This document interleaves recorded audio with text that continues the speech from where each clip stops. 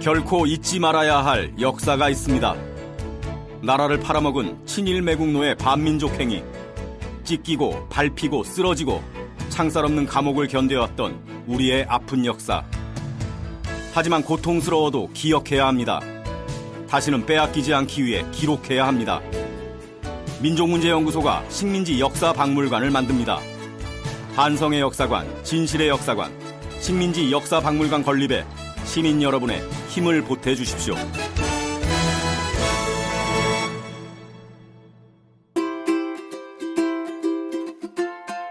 인권, 평화, 미래를 위한 역사행동 민족문제연구소가 만드는 역사 전문 팟캐스트 내일을 여는 역사 시즌2 역전다방, 역사를 전하는 수다방입니다. 환영합니다. 여러분 반갑습니다. 네, 반갑습니다. 네, 진행자 MC노 노기환입니다. 네, 방은입니다. 네, 조작가 조한성입니다. 네, 반갑습니다. 자, 오늘 흥업구락부 네.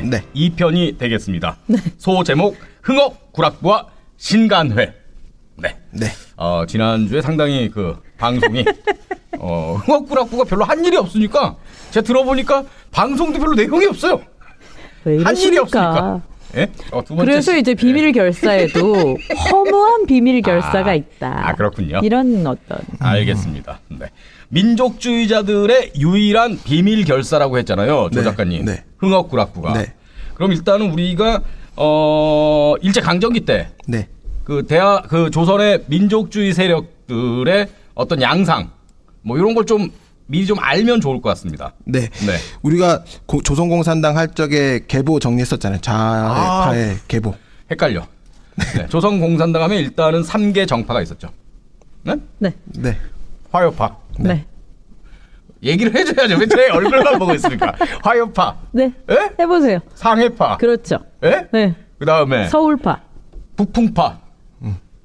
맨 처음에 3개 계파가 있었어요. 북풍파가 처음에 맨 처음에. 네, 그게 세 개가 이제 조선공산당 된 거고요. 가짜! 예? 제 기억력이 안 죽었습니다. 서울파 나중에 합쳐졌구나. 당연하죠. 네네네. Sorry. 예? 네. 예, 그러니까 그런 식으로 한번 정리할 필요가 있는 거죠. 그렇죠. 네. 그래서 이제 민족주의자의 계보를 한번 정리를 해드리도록 하겠습니다. 네. 네. 민족주의자들은 크게 이제 세 개로 갈리는데요. 네. 기독교 세력, 개신교. 네. 개신교 세력, 개신교로 해주십시오. 네, 천도교 세력, 그 다음에 언론계 이렇게 세 가지가 있는데 네. 이 개신교 세력 중에서 뭐 이렇게 두 가지가 크게 있어요. 우리가 지난 시간에 배웠던 거, 네. 네. 흥업구락부하고 수양동회. 수양동회. 흥업구락부는 뭐였죠? 이승만이 만들려고 한 거죠. 비밀 결사로. 네, 네. 이승만과 연결돼 기호파. 있고, 감리교. 그렇죠. 기호파 세력, 감리교. 그거고요. 그 다음에 이제 수양동회는 도산 안창호 선생을 뭐 추종하는 자발적으로 만든 단체들이죠. 그렇죠. 네네. 맞습니다. 서북. 네. 서북 지역. 그렇죠. 또 장로교. 오, 장로. 네, 정확합니다. 교회. 맞습니까? 네, 그렇습니다. 네. 그래서 이분들의 뭐죠? 이 테스트 받는 기분은? 복습을 네, 잘했는지. 그러니까요. 이분들의 특징은 뭐냐면 친미 세력들이 중심이에요. 그러니까 미국식 민주주의를 선호하고 대부분 미국 유학파 출신의 그런 지식인들이었고, 이분들의 특징은 또 온건한 합법의 테두리 안에서 활동하려고 하는 사람들이 많았고요.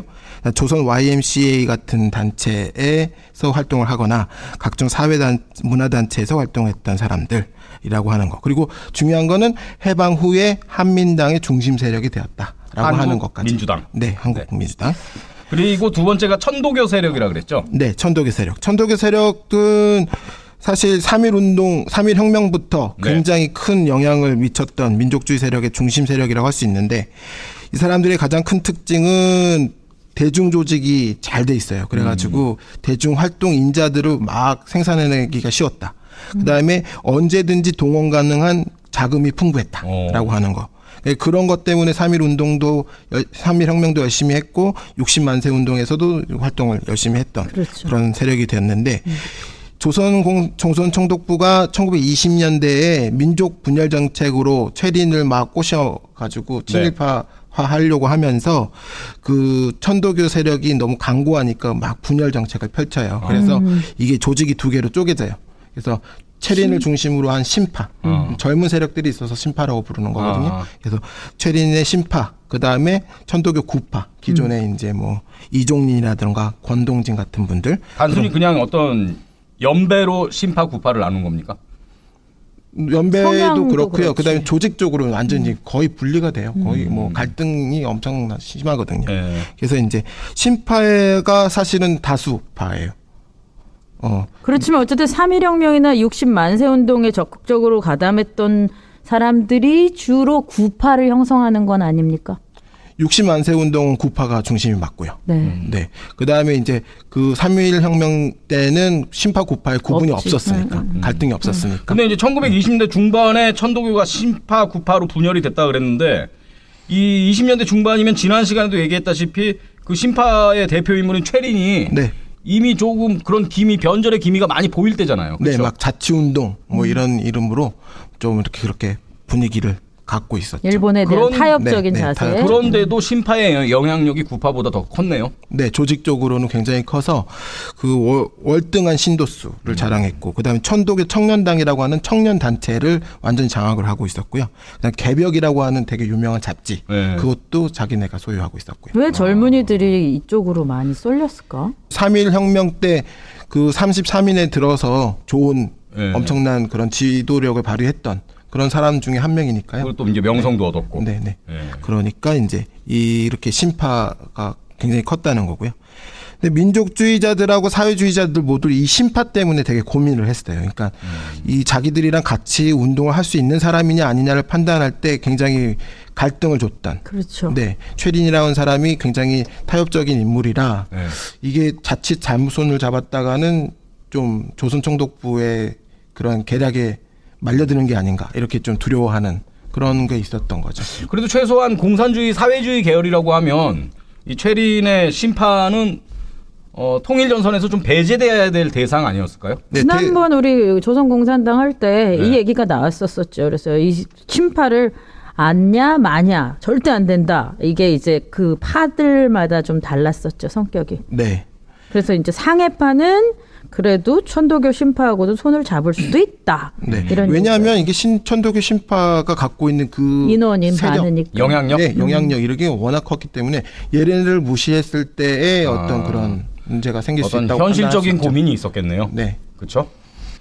그 다음은 이제 그러니까 민족주의자들을 크게 세 가지 갈래로 나눌 수 있다 그랬잖아요. 네. 대신교, 천도교. 그 다음 이제 언론계군요. 네, 언론계는 크게 이제 동아일보 계열하고 그다음 조선일보 계열 두 개의 세력으로 나눌 수 있는데 네. 동아일보가 훨씬 큰 세력이었어요. 1920년대 수양 동우회하고 이렇게 같이 막 활동을 했던 되게 친하게 활동했던 세력이고요. 동아일보는 총진우를 중심으로 한 그런 민족주의자들이 모여 있었던 것이고, 그 다음에 이제 김성수의 그런 호남 자본 세력하고 이제 연결이 되면서 1930년대에 이르면은 단일한 정치 세력이 돼요. 그래서 굉장히 이게 끝까지 가죠. 해방 후까지 가서 그렇게 되고, 이렇게 될 수 있었던 이유는 동아일보라고 하는 세력을 한 집안에서 다 운영을 하고 있었다. 되게 그죠. 안정적으로 운영을 했기 때문이에요. 네. 지금도 사장이 똑같잖아요. 그렇죠. 같은 가문이잖아요. 네. 그러니까 이제 됐고요. 그다음 조선일보 같은 경우에는 이상재 아까 지난 시간에 말씀드렸던 네. 이상재라든가 안재홍 이런 분들이 흥업구락부. 중심이 돼요. 흥업구락부 활동도 하면서 뭐 그랬던 분들 그런 사람이랑 신서구 같은 민족주의자들 그런 사람들이 이제 같이 만들었던 단체가 이제 조선일보 그룹이라고 할 수 있는데. 여기는 조선일보가 워낙 그 사장이 여러 번 바뀌어요. 그렇죠. 그래가지고 운영이 흔들흔들하면서 단일한 그룹으로는 성장을 못합니다. 하지만 이제 언론계는 기본적으로 언론 매체라고 하는 가장 큰 힘이 있는 거잖아요. 조선일보, 동아일보 같은. 그래서 이제 이걸 중심으로 해가지고 지식인들이 모이는 공간이잖아요. 네. 그래서 국제 정세에 대한 발빠른 이해. 그걸 바탕으로 해가지고 각종 사상운동이라던가 운동론 같은 것들을 빠르게 이제 전달을 하면서 전체 민족주의자들 중에서 브레인 역할을 하는 그런 그룹이 언론계가 되겠습니다. 근데 언론이 독립운동 세력으로 이렇게 자리매김을 잘 할 수가 있었을까요? 여기 그래서 이 독립운동이라고 하기엔 조금 부족하고 사실은 민족운동이라고 해야 맞아요. 그렇지만 또 여기에 프랙션으로 우리 사회주의 계열이 또 들어가 있었잖아요. 아, 그렇죠. 기자들로. 야채이카. 네? 네. 우리 방 팀장님이 97년까지 1997년까지 활동하셨다. 네. 세포 그런 게 있기 때문에 그런 뭐 측면도 있겠네요. 그리고 언론계의 가장 큰 약점은 뭐냐면 언론 매체를 너무 중요시해서 이 언론 매체를 보호하기 위해서는 뭐냐면 합법적인 틀 안에 그렇죠. 있어야 되는 거예요. 그래서 네. 합법적인 틀 안에 있다 보니 이제 과감하게 행동을 못하죠. 그렇죠. 그러다 보니까 이제 언론계는 뭐 37년 이후에는 거의 또 친일로 돌아서면서 나중에 이제 지금까지 이어지는 동아일보, 우리 조선일보는 수구 언론으로 그렇죠. 자리 잡게 되죠. 네. 네. 그 오욕의 역사가 있는 거죠. 네. 그렇습니다. 네. 자, 그렇다면 민족주의자들의 민족 운동 전략 네. 어떤 거였습니까? 지난 시간에 잠깐 말씀드렸는데 1차 세계대전 이후에 혁명적인 분위기가 있었다 그랬잖아요. 네. 근데 1921년 워싱턴 회담으로 그 분위기가 완전히 끝나고? 깨지고 이제 평화로운 상태로 돌아갔어요, 세계가. 그러다 보니까 이제 조선의 독립운동의 장래는 아주 멀리 돌아볼 수밖에 없게 되는 거죠. 그래서 이런 안정기에서 뭐 어떤 운동을 해야 되나 이때 해외로부터 또는 국내에서도 두 가지 바람이 불었는데 하나는 사회주의 운동, 북풍. 네, 불었고 나머지 하나는 실력 실력 양성의 양성. 바람이 불었어요. 그래서 민족주의자들은 실력 양성을 양성으로. 선택을 했죠. 민족주의자들이 뭐 사회주의 계열 운동을 선택할 일은 만무하니까요. 네. 당연히 실력 실력 양성 양성. 쪽으로 갔겠죠. 네. 네. 그래서 이제 대표적으로 했던 일이 밀립대학 설립운동, 그다음에 물산 장려운동 이런 것들을 1920년대 초반에 해요. 근데 문제는 제대로 되지 않는다는 거예요. 이런 것들이 제대로 되려면 일본의 양보가 필요해요. 일본의 허가가 필요하고. 네. 어찌됐건 타협적인 거기 때문에. 네. 그렇죠? 그러니까 대학을 설립하려면 허가를 해줘야 될 거 아니에요. 당연히. 그렇죠. 네, 네. 근데 일본이 허가를 안 해줬단 말이죠. 물산 장려를 하려도 회사가 커야 될 거 아니에요. 그렇죠. 그런데 이제 조선의 회사가 크는 걸 일본이 원하지 허락해주지 않죠. 않지. 그렇죠. 그래서 이제 문제가 돼서 결국에는 이런 운동들을 하려고 해도 이런 실력 양성 운동을 하려고 해도 제대로 하려면 일본의 양보가 필요하다. 그럼 일본의 양보를 좀 넓혀야 되는데 그 넓히는 방법으로 민족주의자들이 생각한 게 뭐냐면 합법적인 정치 결사를 만들자. 그 결국은 어찌됐건 그 당시 제도권 안에서 한다는 거 아닙니까? 그렇죠. 일제가 허용하는 선 안에서 한다는 거 아닙니까? 그렇죠. 그래서 합법적인 정치단체를 만들어서 일본이랑 계속 이제 밀고 당기기를 해서 그 합법의 영역을 점점 넓히서 자기 공간을 넓히는 거죠. 그래서 실력 양성 운동을 좀 더 영역을 좀 키우자. 넓혀서 하자. 이런 운동을 하려고 했고요. 그래서 이걸 제일 먼저 했던 세력이 동아일보 세력이에요. 동아일보에서 1924년 수양동우회와 손잡고 1월 1일 날 새 벽두에 발표하는 문서가 하나 있는데 그게 민족적 경륜이라고 하는 문서예요. 민족적 경륜. 네. 네. 이광수가 썼습니까? 네, 이광수가 쓴 논설이에요. 이 24년이면 그 지난 시간에 21년에 이광수가 귀국했다 그랬잖아요. 네. 그러니까 이광수도 거의 이제 일제와 이렇게 타협하고 그런 기미가 많이 보이는 변절의 기미가 네. 완전히 많이 보이는 그런 시기 아니겠습니까? 그렇죠. 예. 겉으로 뭐 대놓고 친일을 하는 건 예, 아니지만. 예. 예. 그러니까 기미 주근깨가 보이는 예? 그런 시간이잖아요. 네네. 선크림 안 발라갖고 독립운동이라는 선크림을 발라야 되는데 예? 일제의 어떤 그 강력한 해벽 같은 예? 그런 어떤 압제가 있을 때 선크림을 발라서 자기의 어떤 그 절개와 지조 신념을 지켜야 되는데 그 선크림을 안 발라 가지고 그 기미와 주근깨가 지금 보이는 시기라는 그런 얘기였습니다. 저는 네. 그렇죠. 네, 맞습니다. 미안합니다. 쓸데없는 얘기해서. 그럼 이광수의 민족적 경륜. 네. 네, 이광수 성대모사로 네, 우리 방 팀장님이 좀 읽어주십시오. 춘원 성대모사로 해주세요. 네. 네, 목소리를 안 들어봐서 제 목소리로 하겠습니다. 그냥.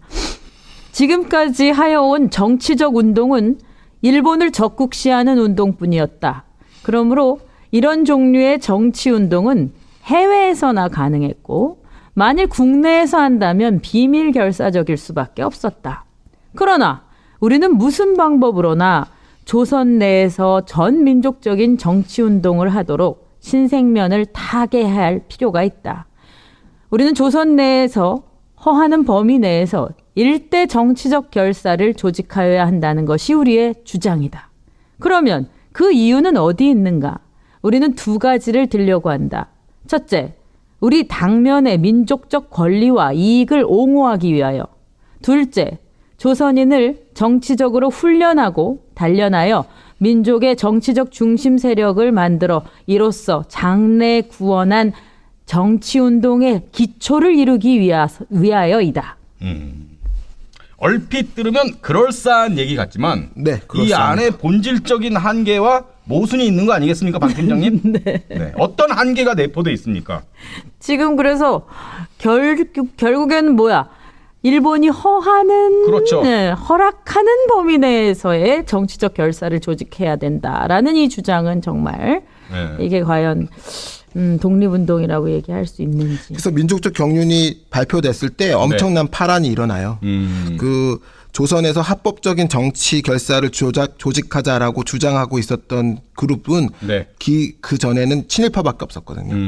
그래서 이제 합법적 정치라고 말하는 것 자체가 그냥 친일파를 의미하는 거였기 때문에 네. 조선 사람들이 이 합법적 정치를 얘기하자마자 엄청나게 반발을 하는 거죠. 그러니까 오히려 이광수의 민족적 경륜이라는 이 글이 결국은 이제 이 사람이 스스로 자기 자신을 폭로하는 나 이제 친일 할라요 이런 신호로 받겠네요. 그러니까 자기 정체를 드러내는. 이제 네. 뭐 청년들이 봤을 때는 그렇게 느꼈을 것 네네. 같아요. 그리고 이광수가 합법적인 정치라고 얘기하면서 예를 들었던 것들 중에 네. 그 참정권 운동이나 자치 운동 뭐 이런 얘기를 하거든요. 근데 참정권 운동이나 자치 운동을 기존에 얘기했던 사람들이 다 친일파예요. 네. 그래서 민원식을 중심으로 한 참정권 운동이 있었는데 민원식이 어떻게 됐느냐면 그 민족주의자 양근환이라는 분이 뭐냐면 총을 쏴가지고 네 살해를 해요. 도쿄에서. 네네. 네. 그럴 정도거든요. 그러니까 이 합법적인 정치 이런 걸 얘기할 때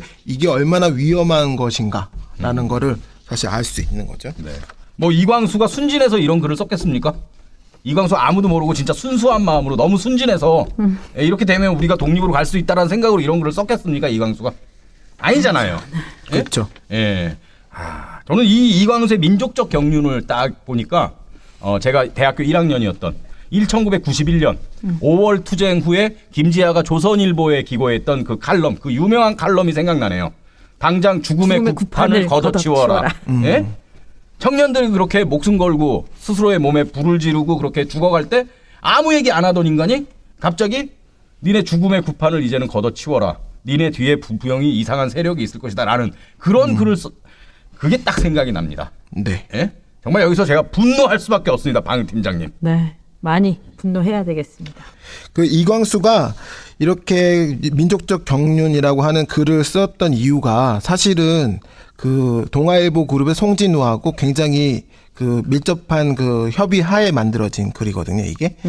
그 사실 이 글이 발표가 되고 난 다음에 곧바로 동아일보 세력이 중심이 돼가지고 그 민족주의 세력들을 막 모아요, 한 자리에.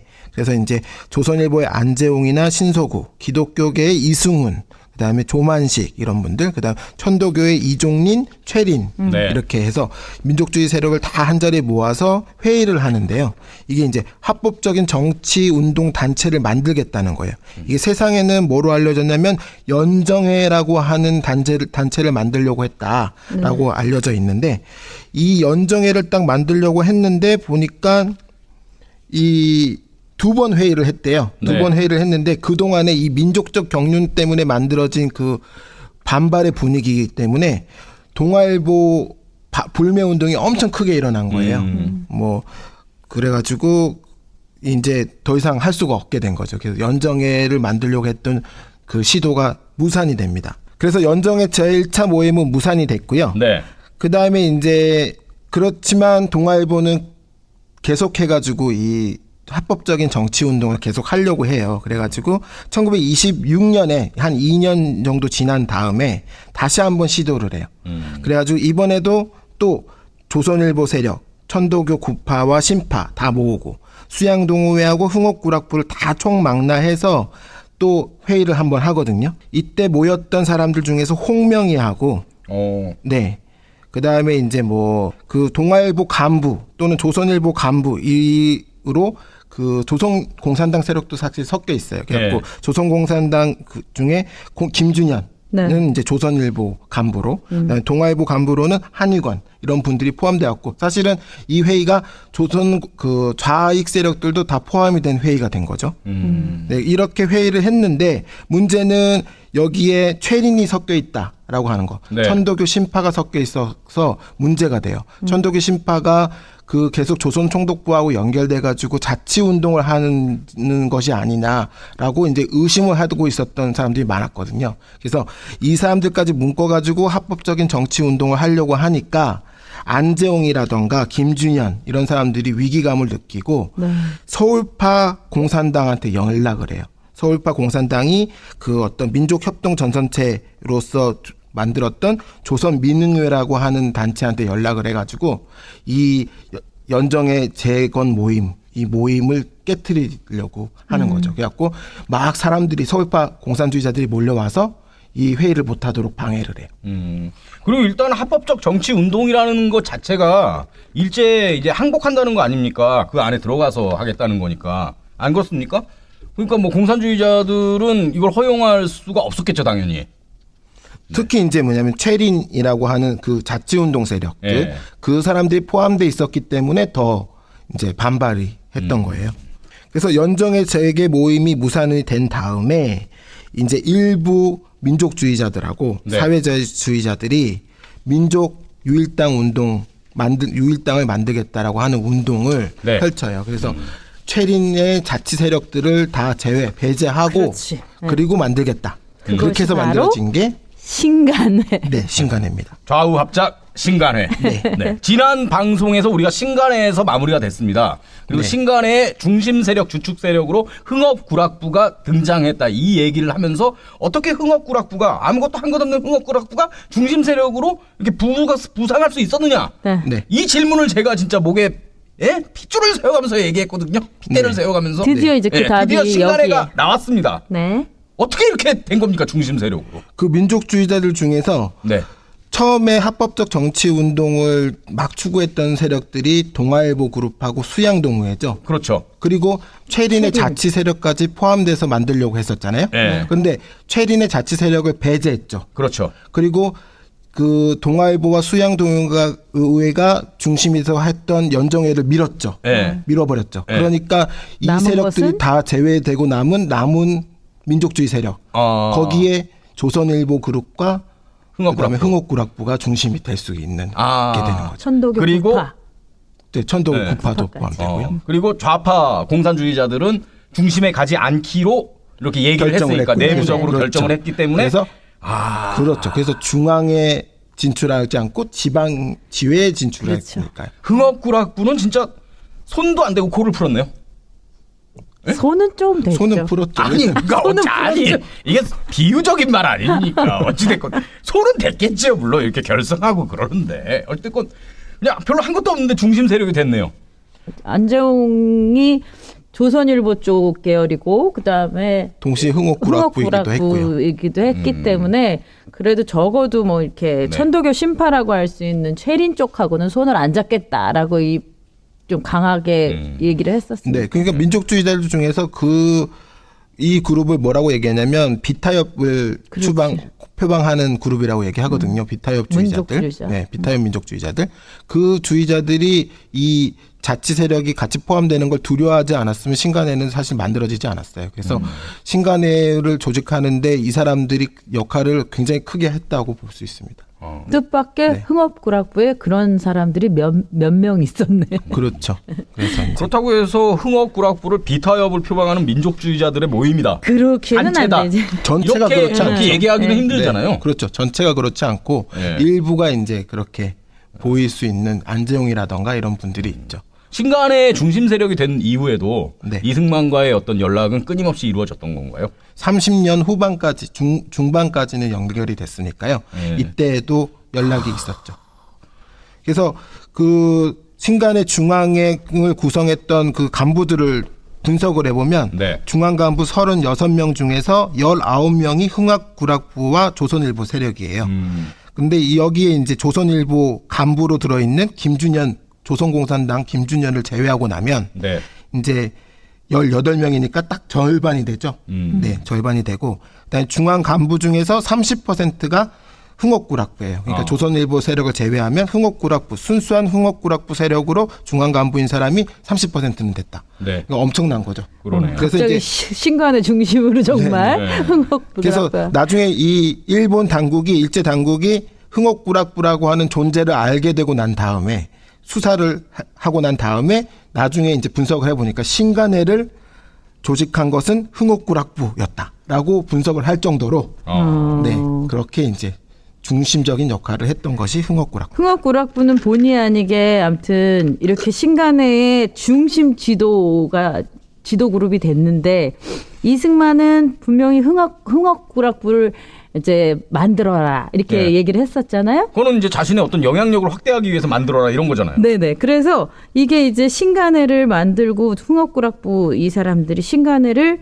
어떻게 미주에도 신간회 지부를 만들자고 했을 때 이승만에게. 네. 왜냐하면 이제 미국에는 이제 동지회가 있었잖아요. 그 동지회를 국내에 만들기로 한 게 흥옥구락부였고. 그렇죠. 근데 이제 좌우합작하고 뭐 이렇게 해서 여기가 좀 신간회라는 제대로 된 이제 합법단체가 이렇게 잘 만들어졌으니까 흥옥구락부 쪽에서 신간회를 이제 미주에도 지부를 만들자. 이렇게 얘기를 하니까 네. 이승만이 거부했어요. 이승만이. 미쳤냐? 근데 이승만의 입장에서는 본인의 자신의 영향력을 확대하기 위해서 이걸 만들려고 했는데 네. 본인의 뜻밖의 생각과는 다르게 이상해. 좌우합작이 웬 말이야? 뜻밖의 좌우합작. 네. 예, 인터넷에 보면 뜻밖의 시리즈가 많거든요. 뜻밖의 좌우합작이 되니까 약간 당황했을 수도 있을 것 같아요. 네, 당황했죠. 흥옥구락부 세력은 굉장히 신나서 얘기한 거예요, 이승만한테. 우리가 큰 거 하나 우리가, 했거든. 그거 했거든요. 그러니까 이제 계속 자위만 미주에도 하나 하다가 만들자라고 네. 얘기를 한 거죠. 그럼 당연히 그렇게 하자고 얘기할 줄 알고 네. 얘기를 한 거겠죠. 그런데 이승만이 뜻밖의 거부를 한 거예요. 이승만은 자기가 중심이 되지 않는 조직은 절대 노가 신념입니다. 그러니까 이승만의 입장에서는 뜻밖의 좌우합작. 그리고 흥옥구락부 입장에서는 뜻밖의 거부. 네. 이렇게 되는 거군요. 그렇죠. 그러니까 자. 이승만은 흥옥구락부가 아무리 중앙을 장악했다 해도 그 안에서 신간의 안에서 흥옥구락부가 자기들의 의도대로 관철을 할 수 있으리라고 생각하지 않은 거예요. 와, 우리 역사에서 이승만만큼 자기중심적인 인물을 찾아볼 수 있을까요, 또? 별로 없겠죠. 그렇죠. 네. 그런 생각이 듭니다, 정말. 아니 그래도 독립운동의 뜻이 있으면 이런 신간의 지부를 만들자고 했을 때 그거를 잘된 일이다 하면서 앞장서야 그렇죠. 되는 게 지극히 정상적인 일 그렇죠. 아닙니까? 근데 이걸 거부한다는 건 와, 내가 중심이 아니면 안 된다. 네. 이승만은 충분히 이걸 경험한 적이 있어요. 언제 경험했죠? 1920년에 임시정부 할 때 상해 임시정부 한참. 상해 임시정부 안에도 좌파, 우파 다 있었단 말이죠. 그 그리고- 많은 세력들 중에서 자기가 상해까지 가가지고 지도를 한번 해보려고 했는데 완전 깨졌거든요. 그 경험이 다시 생각이 났겠죠, 이 사람은. 그때 얼마나 우리 기호파 여기 감리교 쪽 네. 동원해가지고 이간질 시키고 임시정부를 자기 쪽으로 어떻게든 다 해보려고 노력했어도 안 안 돼갖고 됐던 걸 알죠. 다시 간 거 아닙니까? 그렇죠. 그렇죠. 그 돈도 안 보내고. 네. 근데 신간회를 미주에다 만들자 그러니까 미쳤니? 그렇게 된 거죠. 와, 대단합니다. 독립운동엔 뜻이 없는 분이라고 우리 생각해 볼 수 있습니다. 자, 어찌됐건 뜻밖의 좌우합작, 네. 뜻밖의 중심 세력 이었어도 그래도 그 흥옥구락부 안에도 다양한 인물들이 있으니까 그래도 좀 열심히 하려고 했던 사람들도 있을 테고 뭐 그러지 않았겠습니까? 네. 좀 중심 세력의 역할을 좀 제대로 했습니까? 흥옥구락부가? 흥옥구락부가 그렇게 신간에서 이렇게 중심 세력이 됐지만 네. 그 중심 세력으로 활동한 거는 얼마 안 돼요. 얼마 안 되고 허원 집행부라고 하는 그 신간의 새로운 단체가 새로운 그 중심 그 간부급들이 나오면서 이제 그 조선일보 세력도 빠지고 흥옥구락부 세력도 거기서 다 빠져나가게 돼요. 그래서 그렇게 됐고요. 흥옥구락부는 그 다음에 이제 그 원래부터 이렇게 결속력이 그렇게 높은 단체는 아니었기 때문에 친목단체니까. 그런데다가 이제 신간의 창립 초기에 그 흥옥구락부를 이렇게 이끌어 가던 이상재 네. 선생이 노안으로 사망을 해요. 그래서 이제 더군다나 별로 없던 결속력이 굉장히 축소가 되고요. 이상재 대신에 수장이 된 사람은 윤치호예요. 우리가 잘 알고 있는 그 윤치호. 민족 그래서- 반역자 아닙니까? 네. 예? 뭐 이때는 노골적으로 하진 않았지만 물론 그랬지만 이제 나중에 굉장히 그렇게 변절하는- 대일 타협적인 인물이라서 예. 자기가 수장이 되긴 했지만 흥옥구락부를 그렇게 열심히 하려고 하지 않아요. 그래서 굉장히 이제 뭐 제대로 된 활동 없이 그냥 네. 그야말로 민족운동 단체가 아니고 네. 그냥 친목 단체, 그야말로 기우파 친목 세력들의 친목 단체화 되는 거죠. 원래 그러지 않았나요? 신간에 조금 했잖아요. 아, 예, 예. 네. 근데 이제 다른 한 축이었던 신흥우라는 분이 있었잖아요. 네. 신흥우. 네. 신흥이라고 발음해야 되나요? 꼭? 신흥. 예, 신흥우. 네. 신흥우 이분이 이제 1932년도에 산업부라고 하는 거 원래 계획되어 있었던 거. 그 산업부라는 걸 설치해 가지고 경제적인 실력 양성 운동 이걸 한번 해 보겠다라고 막 그 의욕을 가지고 막 했는데 아무도 안 따라줘 가지고 네. 그래 가지고 그냥 흐지부지. 그리고 그 신흥우의 마지막 그 활동을 끝으로 이 흥옥구락부는 사실상 정지 상태에 빠집니다. 친목 모임도 안 하고. 네, 네. 아. 근데 이제 여기에는 큰 영향을 미친 게 이승만도 큰 영향을 미쳐요. 왜 이승만이 뭐 이제 그만 모이라 그랬나요? 이제 그만 모이세요. 이랬나요? 네, 그건 아니고 네. 자기가 하와이에서 위기에 닥칩니다. 1929년에 그 경제적 실력 양성 운동의 일환으로 동지 식산회사라는 거를 네. 하와이에다 만들거든요. 근데 이게 파산을 해요. 어. 파산을 하고 그다음에 이듬해인 1930년에 하와이에서 대규모 그 분란에 휩쓸려요. 예. 그래가지고는 엄청나게 그 갈등을 빚다가 동지회가 거의 활동 정지 상태에 빠져버려요. 아. 그러니까 자기 하와이에서 활동이 제대로 안 되니까 국내 조직을 이렇게 지우도할 수가 없는 네. 거예요. 그러니까 이렇게 돼버리니까 흥옥구락부도 자연히 정지 상태에 빠져버리는. 진짜 그래도- 아까 방 팀장님 말씀처럼 무슨 이승만 팬클럽 같네요, 정말. 가끔 이승만하고 연락하는 재미로 했었잖아요. 근데 그렇죠. 이승만이 지금 예. 활동을 못해. 힘듭니다. 이러니까 이제 모임도 잘 안 되고. 네. 아. 그런데 또 되게 신기한 건 네. 이렇게 정지 상태에 빠졌는데 사건이 하나 터져요. 무슨 사건이요? 1938년 5월에 밑도 끝도 네. 없이 흥옥구락부 사건. 1938년이요? 활동 거의 안 할 때잖아. 아까 32년에 사실상 활동이 정지 상태에 들어갔다 그랬잖아요. 네. 그런데 6년이나 정지 상태에 들어간 다음에 6년이나 지나서 이게 조직 사건이 터지는 겁니까? 네, 조직 사건이 터져요. 왜요? 이게 이제 다른 사건 조사하다가 네. 일제가 이 흥옥구락부의 존재를 하다 알게 보니까. 됐어요. 그래서 연희 전문의 경제연구의 사건이라고 하는 걸 조사를 하다가 네. 우연히 동지회 그 하와이의 동지회 계통에 우에회라고 하는 게 이제 친목 모임 같은 그런 그 단체가 있었는데 우애회. 네, 우에회. 그거를 알게 된 거예요. 그래서 우에회 활동을 하던 사람 중에 누가 있냐면 윤치영이라는 사람이 있거든요. 그 윤치영을 수사를 하다 보니까 이게 윤치영이 다 푼 거죠. 야구 흥옥구락부라고 하는 네. 비밀 결사 조직을 알게 된 아, 거예요. 6년 전에 이미 활동을 다 정지하고 잘 모이지도 않는데. 그래갖고 흥옥구락부 사건이 딱 터졌을 때 엄청난 그 장안의 화제가 됩니다. 일단 뭐 그 안에 있는 이른바 조직원들이 다 유명한 사람들이니까. 그렇지. 완전 명망 같은. 깜짝 놀랐겠지. 네. 그리고 비밀 결사할 만한 인물들이 아니야. 네. 그 더군다나 바로 1년 전이었던 1937년 6월에 네. 수양동호회 사건이 크게 터져가지고 아. 계속 수사 중이고 뭐 재판 중이고 이랬었거든요. 수영 동호회도 이때 뭐 한 일도 없잖아.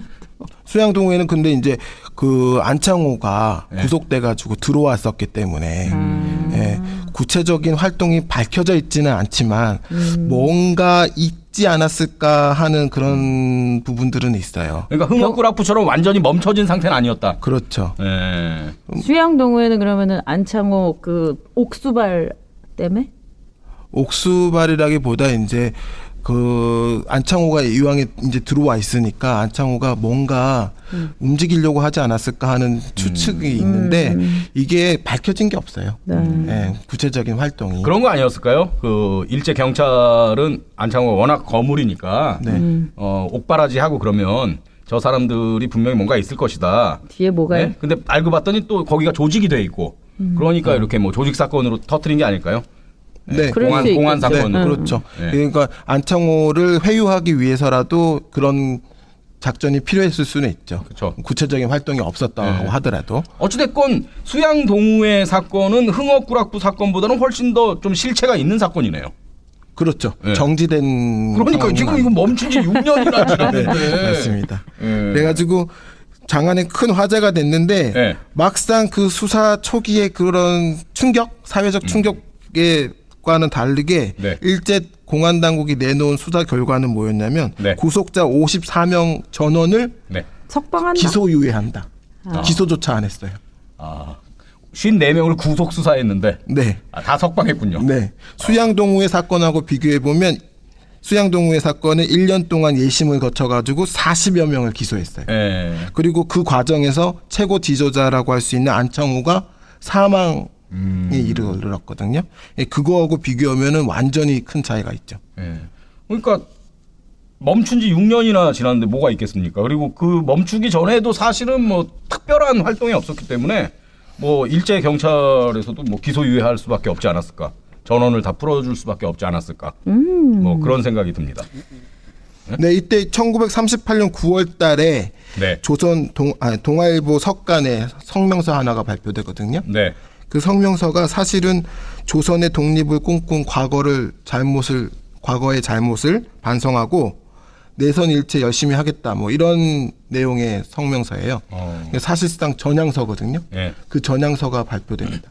흥업구락부의 전향서인가요? 네, 흥업구락부의 전향서. 네. 흥업구락부의 전향서. 네, 역시 우리 전향서 전문 우리 강 팀장님이 좀 읽어주시죠. 왜 내가 전향서 전문이 됐냐 갑자기. 미안합니다. 네. 원래 나쁜 거는 MC는 제가요? 알겠습니다. 그럼. 네. 나쁜 거니까. 흥업구락부의 전향서.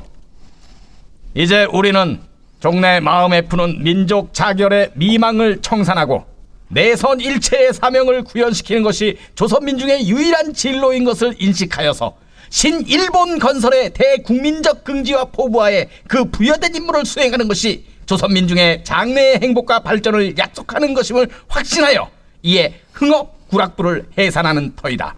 흥업구락부의 해산에 임하여 우리는 그 활동자금으로서 금일까지 축적한 금 2,400원을 경성 서대문 경찰서에 의뢰하여 국방비의 일조로서 정중히 헌납하기로 한다. 소화 13년 9월 3일 흥업구락부 일동. 반자이!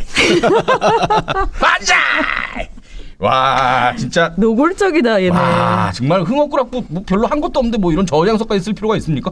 네, 이게 사실 흥업구락부 사건을 이렇게 막 키웠던 게 사실은 조선 총독부예요. 조선 총독부가 이게 옳았구나 하고 기회다라고 생각한 거죠. 그래서 흥업구락부 사람들을 이 사건에 더 올감해가지고 막 그 고문도 하고 이러면서 막 그 핀치로 모은 거죠. 그래서 더 많은 일제 협력 이거를 끌어내기 위해서. 왜냐하면 흥업구락부 사람들이 뭔가 이제 지도층의 사람들이 많고 하니까 이런 사람들이 결국 전향서를 쓰고 그렇죠. 뭐 이렇게 우리는 이렇게 일본에 앞으로 열심히 뭐 네. 내선일체의 사명을 다할 것이고 이 우리가 돈도 이렇게 국방비의 일조로 헌납한다 뭐 이런 거를 공개적으로 했을 때 언론 플레이죠, 언론 그렇죠. 플레이. 엄청나게 이제 자기네들은 효과를 보는 거지. 그 윤치호가 굉장히 일기 쓰는 걸로 유명하잖아요. 네. 이때 당시에 잡혀가기 전에 윤치호가. 네. 흥업구락부로 잡혀가기 전에 주변 사람들이 막 체포되는 모습들을 일기로 써놓은 게 있어요. 뭐라고 썼습니까? 그러니까 뭐냐면 막 체포되는 거예요. 네. 겁나. 겁난다 막. 근데 그거를 읽어보면 네. 굉장한 공포가 느껴져요. 그러니까 이 사람이 그렇게 대일타협적인 인물이었음에도 불구하고 그 일제 수사에 굉장한 공포를 느끼는 걸 보여주거든요. 이 일기에서 그 자기가 막 공포를 느낀다 이렇게 쓴 게 아니고 그 저변에 흐르는 분위기가 네네네. 일기의 분위기가 공포스러운 거죠. 누가 체포되는데 제가 그거에 견딜 수 있을까 뭐 이렇게 걱정하면서. 근데 그런 공포를 느낄 정도로 일본 애들이 더 한 거죠. 사실 근데 저는 뭐 그 당시에 그 공포라든가 고문 뭐 이런 거를 제가 뭐 감히 뭐 어떻게 상상조차 못하겠지만 우리가 조선공산당 얘기할 때 그 조선공산당 활동했던 독립운동했던 분들 얼마나 가혹한 고문과 고초를 겪었습니까? 거기서 네? 옥사하고 그렇죠. 뭐 그래도 무슨 전향서뿐만 아니라 동지의 이름을 불지 않기 위해서 진짜 그냥 스스로 그렇죠. 자결하는 사람들도 많았잖아요. 네. 좀 민족주의 계열이 너무 조금 모냥 빠지네요, 진짜. 예? 아 진짜로. 네. 아 진짜 많이 그리고 빠집니다. 정말. 지네들이 일본하고 또 잘 얘기도 자주 하던 사람이고 그런데도 자기네들 데리고 가서 뭐 어떻게 하면 또 얼마나 한다고 그렇게 겁을 먹고 그러나. 아유. 네. 수양 동호회도 뭐 이런 거 썼나요, 전향서? 네, 수양 동호회도 네. 그 안창호가 죽고 난 다음에 네. 전향서를 또 써서 공개적으로 발표를 합니다. 그래서 사실 흥옥부락부하고 수양 동호회 다 비슷해요. 다 비슷하게 하고요. 뭐 하지만 이제 결과상으로는 수사 결과상으로는 흥옥부락부로 훨씬 수양 동호회보다는 그 좀 대우해준 그런 느낌이 좀 있죠. 전원 기소유예니까. 네네. 그래서 네. 이때 당시 일본의 그 관리들이 여운형한테 이 사건에 대해서 논평을 부탁을 해갖고 기록을 해놓은 게 있어요. 네. 그 여운형이 뭐라고 얘기했냐면 네. 민족적 사상을 가진 비밀 결사를 한 사람의 처형도 없이 관대하게 처분한 것은 일제의 조선 통치 사상 대서특필할 일이라고 평가를 했어요. 대놓고 비꼬았네요. 네. 네. 참. 네.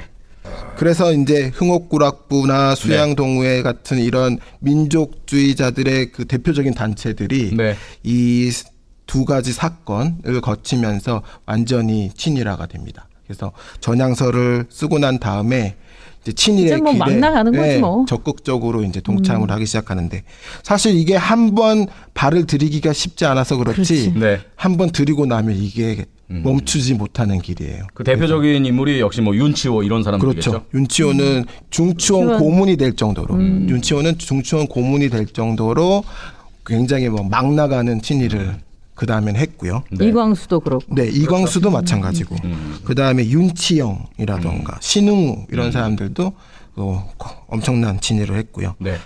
수양동호 쪽에 주요한이라는 분도 있는데 이런 분들 다 주요한. 친일. 네. 불놀이. 역시 주요한 주일식 교육에 주요한 하면 불놀이입니다. 근데 사실 지금 이게 우리가 웃으면서 얘기하지만 주요한의 불놀이를 우리 국어 교과서에선 지금은 어떻게 가르치는지 모르겠지만 제가 중고등학교 다닐 때만 해도 주요한의 불놀이를 어떤 근대시의 선구적인 작품이라고 가르치거든요. 그렇죠. 지금도 그렇게 가르치는지 모르겠는데 이런 거 국어 교과서에서 빼야 됩니다. 예? 안 그렇습니까? 네, 맞습니다. 이런 친일 행적이 명백한 민족 반역자의 작품들은 국어 교과서에 빼야 되는 거예요. 네, 요즘에는 좀 많이 빠지는 추세더라고요. 그러니까 저 같은 경우가 제 잘못된 공교육의 피해자입니다. 주요하네? 저는 이런 거 하기 불놀이. 싫어요. 주요하면 불놀이다. 이런 걸 하기 싫어요. 근데 잘못된 공교육, 예? 민족 정기가 세워지지 않은 그런 국어 교육을 받았기 때문에 제가 자동으로 나오는 거 아닙니까?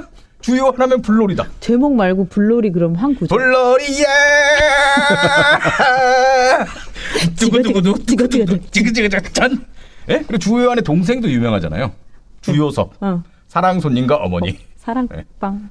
사랑. 정확한 제목은 알았- 사랑손님과 어머니입니다. 네. 오키 달걀 좋아해요, 이거. 아저씨 오키 그렇습니다. 그렇습니다. 예? 이게 문제입니다. 네. 아, 괜히 또 흥분했네요. 이렇게 이제 민족주의자들의 중심 세력들이 친일화에 빠지게 되는 거고, 그다음 동아일보, 조선일보도 마찬가지예요. 조선일보, 동아일보 이 매체 자체가 아예 그냥 민족지로서의 사명을 포기하고 친일화하게 되는 거죠. 네. 네. 사실은 이제 흥업구락부를 우리가 이제 2회에 걸쳐서 얘기했잖아요. 네. 저는 여러 가지 면에서 좀 참 실망스러운데 일단은 첫 번째로 실망스러운 거는 이 사람들이 진짜로 독립운동을 하기보다는 이 일제 강점기에 개인적 욕망이 크지 않았을까. 내가 좀 더 유명해지고, 예? 내가 돈도 많이 벌고, 출세하고 싶은 욕망. 그렇기 때문에 그 이승만이라는 어떤 명망가가 이렇게 손을 내밀었을 때 그걸 덥석 잡고 마스터베이션이라도 하고 싶은 그런 어떤 개인적인 욕망이 더 큰 게 아니었던가. 조선의 독립이라는 대의보다. 네. 예. 그리고 두 번째로 실망스러운 건 그 다음에 한 게 별로 없다. 그리고 세 번째로 실망스러운 건 그냥 일제가 톡 건드리니까 와르르 무너져 버렸다. 예, 정말로. 그렇죠. 정말로 그냥 톡 건드리니까 와르르 무너지고 그 이후엔 진짜 떳떳하고 당당하게 예, 최선을 다해서. 최선을 다해서 민족 반역의 길로 들어섰다. 네, 실망으로 점철된 흥업구락부였다. 저는 이렇게 좀 얘기하고 싶습니다. 뭐 흥업구락부나 어쨌든 네. 수양 동호회나 다 그렇습니다. 민족주의 독립운동이라고 사실 팔 내세울 게 참 변변치 않다는 게. 이제 민족운동가들 중에서 국내에서 네. 그 이렇게 독립운동이라고 사실 할 수 없고 민족운동이거든요. 민족운동이라고 할 수 있는데 그러한 민족운동도 사실은 이렇게 친일로 점철될 수밖에 없었다라고 하는 씁쓸한 결론이죠. 네. 그렇습니다. 그러면 끝으로 우리 방 팀장님께 여쭤보겠습니다. 네. 흥업구락부에서 우리는 어떤 교훈을 얻어야 될까요? 팬클럽은 안 된다.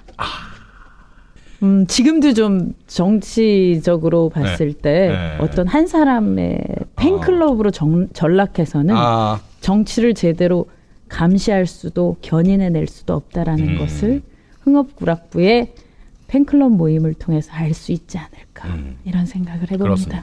자, 하여튼 2회에 걸쳐서 흥업구락부에 대해서 알아봤습니다. 사실 이 흥업구락부는 우리 조한성 작가님의 명적, 한국의 레지스탕스에는 소개되지 않은 단체죠. 네.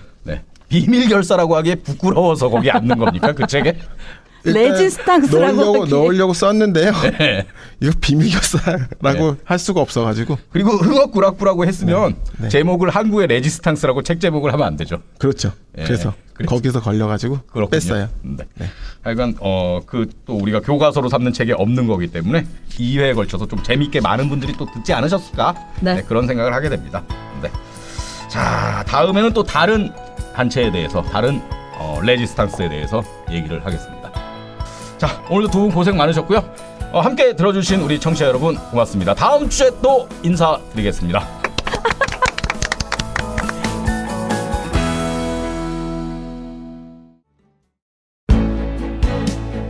연구와 실천 두 바퀴로 달려온 26년, 시민의 힘으로 친일인명사전을 만들었듯이 촛불 시민 정신으로 역사 적폐를 청산하겠습니다. 인권, 평화, 미래를 생각하는 역사행동, 민족문제연구소의 회원이 되어주세요. 작은 힘이 모여 역사를 움직입니다.